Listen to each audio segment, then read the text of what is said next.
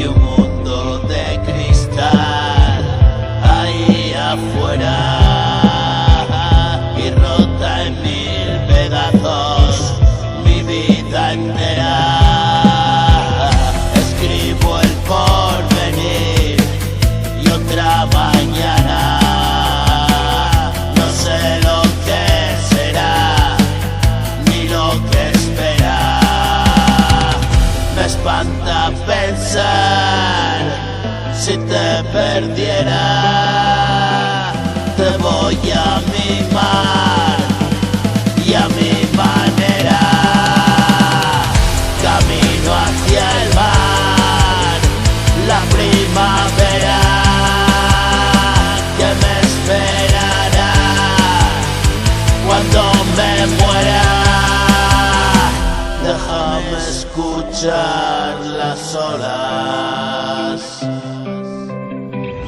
déjame escuchar las olas, ellas me llevan hacia la profundidad, la calma muerta. Qué bello es contemplar tus maravillas a la orilla del mar, tan puro brilla.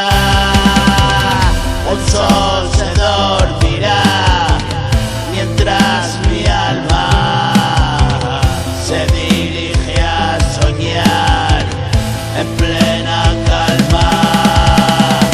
Déjate de pensar en mañana, ves que no está tan mal aquí y ahora.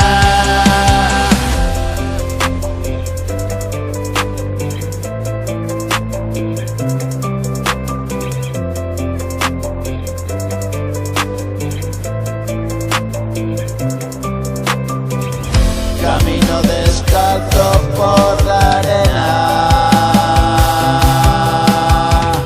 y esta playa viste mi pena.